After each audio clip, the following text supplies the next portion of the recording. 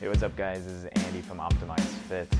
I am giving you another video, second installment on my fasting experience. The first article, and you can check it out there, there's a little bit of a link, talks more about the mechanisms of fasting, the type of fasting I did, all that fun stuff. This article is going to go a little bit more deeply into my personal experiment with fasting. I did a 5-day fast, and I'm going to give you the rundown on my trials and tribulations, what I learned, and how you can maximize and make it as easy as possible for you to fast and get all the wondrous health benefits that I will talk about in this article and video, as well as my last one. So let's get into it. So for the first 2 days, it was very interesting because obviously if you're not eating, you think about food a lot, and that's where my brain was being consumed with all the time, thinking about food.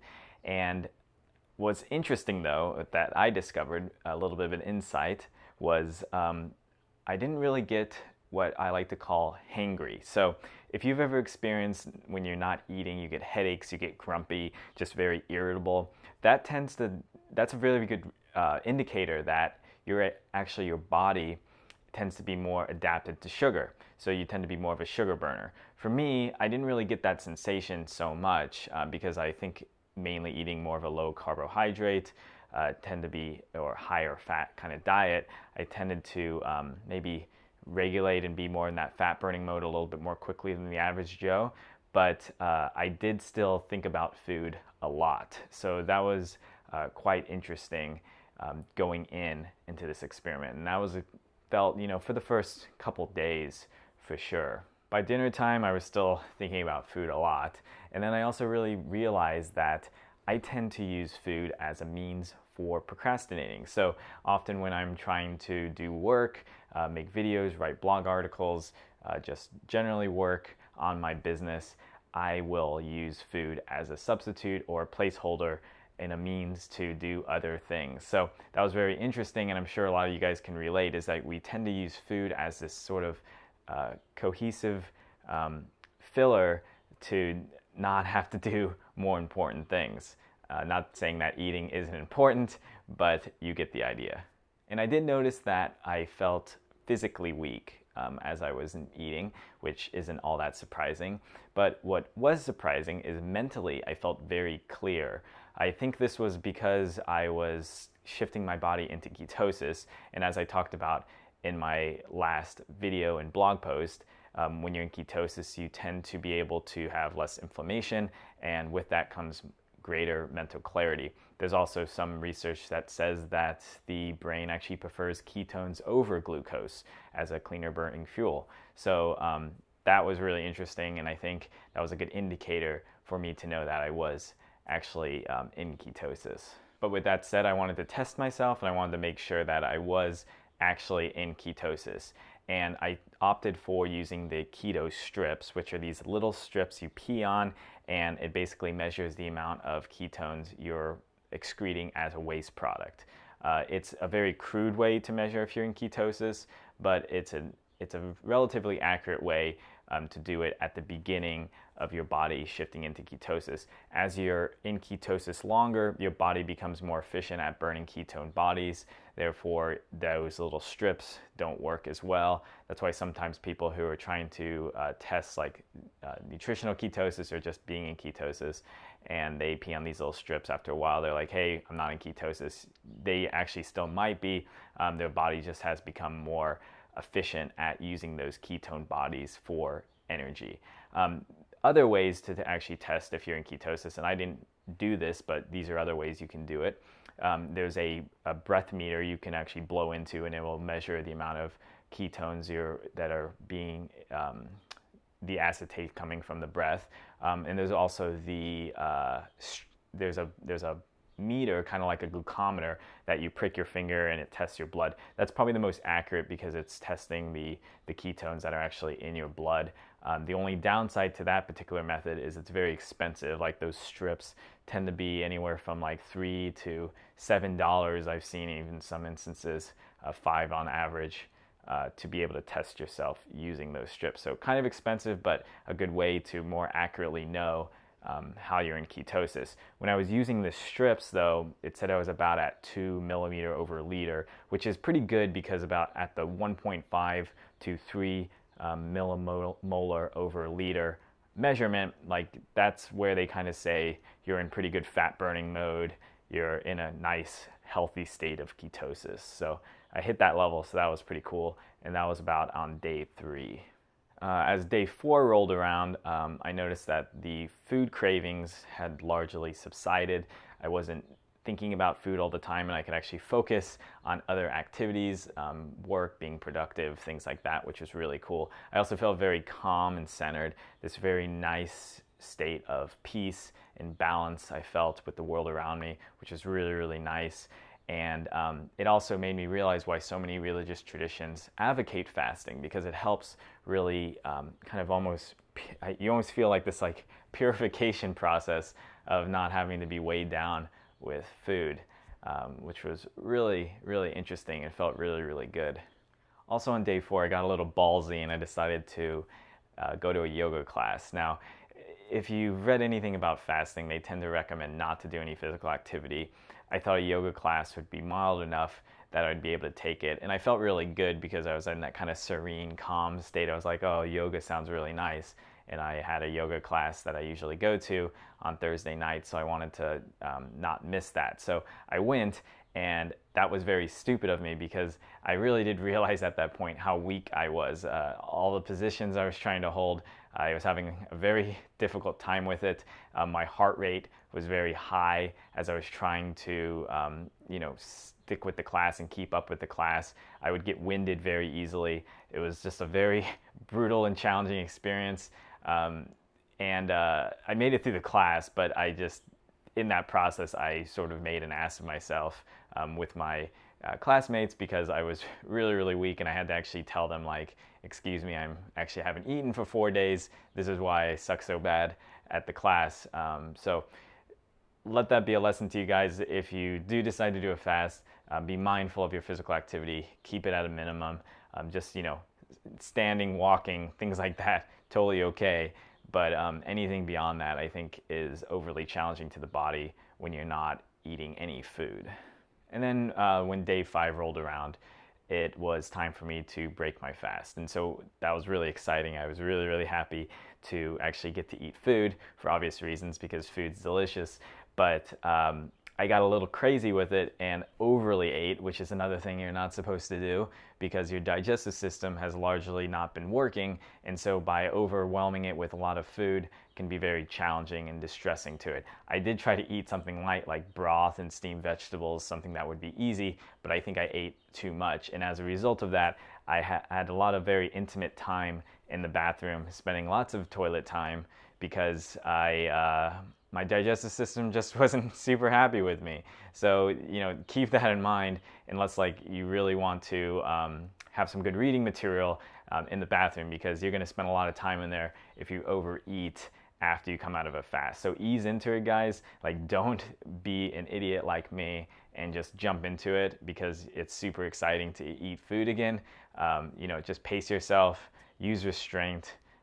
Your body would be happier for it. So overall, it was an interesting experience going through that fast. But I think one of the most interesting things that I took from the experience was after the fast, and this was when I did my first workout post-fasting. So Monday through Friday, I didn't eat any food, and then over the weekend, I ate normally like a normal human being eats food. And then by Monday, when I did my high intensity workout, so it's a very intense workout, I deplete all my glycogen stores, really intense. I was almost 100% sure that I was going to suck really, really bad on my workout. And to my amazement, I actually put up personal bests across the board. And I think the reason why this happened was because of my supplement regimen that I took during that week of fasting. So I'm going to get into that now. The specific supplements I'm going to recommend, I do give links in my article, so please check that out if you're curious about the exact ones that I recommend, because there are a lot of crappy supplements out there, as you're well aware.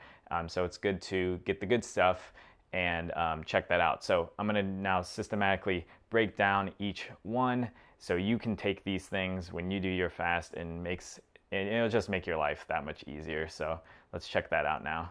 Okay, supplement numero uno. So the first supplement I took is one called Perfect Amino. It's an essential amino acid supplement.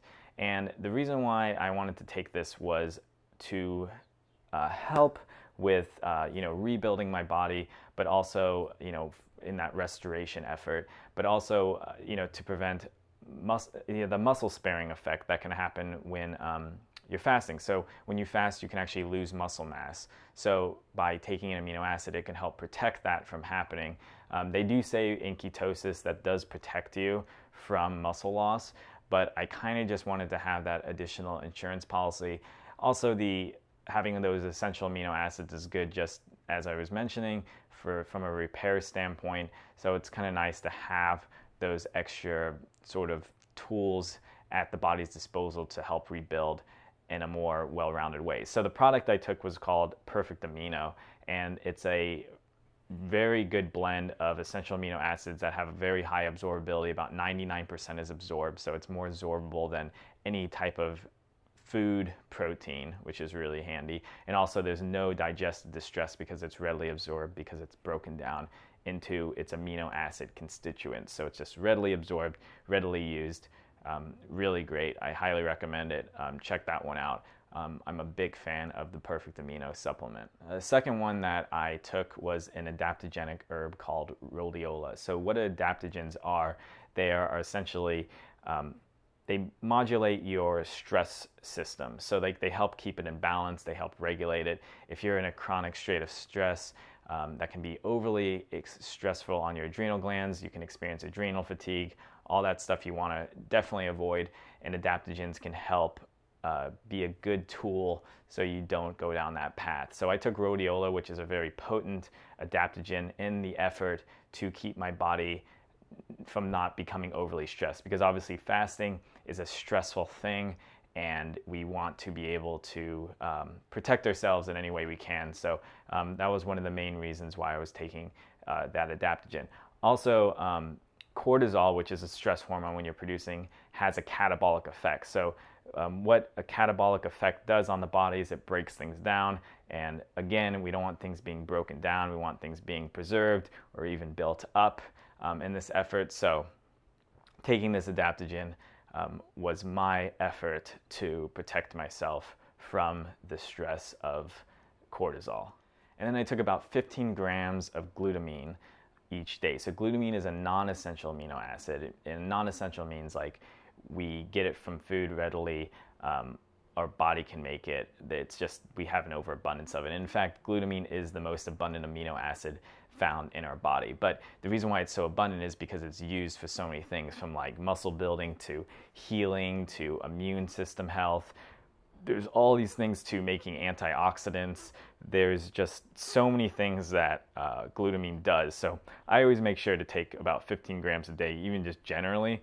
And so taking it with this regimen, this fasting regimen, I felt that it was another good insurance policy to protect myself from any stress and just to keep in that upward climb of just becoming healthier through this process. I also made sure to take a teaspoon of salt throughout the day. What salt does is, it has sodium in it, obviously. Now, I don't recommend taking sodium chloride, which is table salt. I recommend taking a mineral salt. So a good salt with a nice array of minerals, like Himalayan sea salt is really, really great, like the pink salt. Those kind of salts will have all those additional minerals. But specifically when you're fasting and in ketosis and you're not using insulin, so insulin is that hormone that helps direct basically the storage of glucose in the fat cells. Since you're not really using insulin because you're not eating, insulin also tells the body, specifically the kidneys, to hold on to sodium. So if you're not using insulin, or if insulin's not being highly active because you're fasting, you're more prone to excrete extra sodium from your body, and then your electrolytes can go out of balance. So by taking additional salt, and that's as long as you don't have high blood pressure and all this stuff, obvious stuff, guys, but if you're in healthy standing condition, taking a teaspoon of salt is really, really good because it's going to keep your electrolytes in balance. You're going to be getting adequate sodium as well as those additional minerals from the sea salt. And then you won't experience like headaches and these other types of negative symptoms that people do report on doing ketosis. So taking a teaspoon of salt, good quality salt, is highly recommended. That's what I did. Didn't have any ill effects, and I think it's because I was indeed taking that salt. Now, another supplement that I should have taken, but I didn't, mainly because it's quite expensive, but I do plan on doing it in the future, using this, is taking what's called exogenous ketones. So what those are, they're basically ketones that you take into your body that pushes your body into a state of ketosis more quickly.